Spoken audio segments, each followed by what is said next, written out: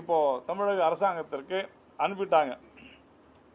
இதுல மிக முக்கியமான விஷயமே இந்த வழக்குக்கான முதல்ல புகாரை கொடுத்ததே திராவிட முன்னேற்ற கழகம் தான். திராவிட முன்னேற்ற கழகம் தான் இந்த வழக்கை நீங்க இந்த புகாரை கொடுத்து நடவடிக்கை எடுக்கணும்னு சொல்லி இதை முதலாக செய்தது திமுக தலைவர் மு.க. ஸ்டாலின் அவர்கள்.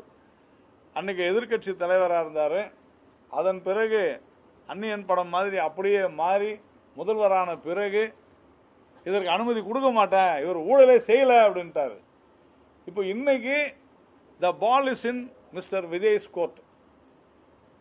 இன்னைக்கு இது முதல் டெஸ்ட்னு கூட நம்ம சொல்லலாம்.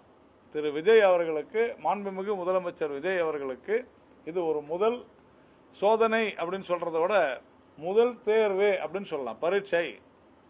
ஏனென்றால் இன்று அமலாக்கத்துறை நேரடியாக இந்த கடிதத்தை அனுப்பி இருக்கிறது.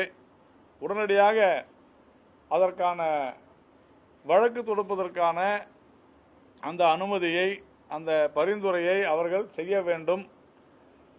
நான் ஊழலை எதிர்ப்பேன் என்று சொல்லி ஆட்சிக்கு வந்திருக்கிறார் நம்முடைய மாண்புமிகு முதலமைச்சர் திரு விஜய் அவர்கள்.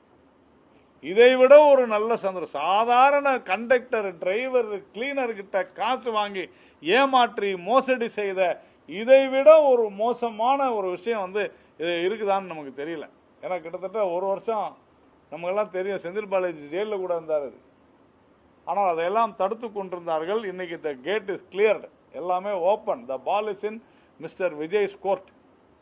அப்போ அவர் உடனடியாக இந்த அமலாக்கத்துறையினுடைய இந்த கடிதத்திற்கு இசைவு தெரிவிக்குமாறு மாண்புமிகு முதல்வர் விஜய் அவர்களிடம் கேட்டுக்கொள்கிறோம். பாரதிய ஜனதா கட்சி கேட்டுக்கொள்கிறது. ஊழல்வாதிகளை ஒழிப்பதற்கான முதல் படி, ஊழலை ஒழிப்பதற்கான முதல் படி.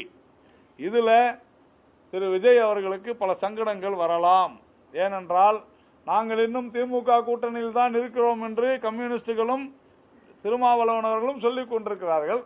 அதனால அது என்னன்னு கொஞ்சம் பார்த்து மேலும் காலதாமதம் செய்யாமல் இன்றைக்கே, ஏன்னா காலையிலிருந்து மாலை வரை திரு விஜய் அவர்கள் தலைமை செயலகத்தில் அமர்ந்து பணியாற்றுகிறார். நல்ல செய்தி.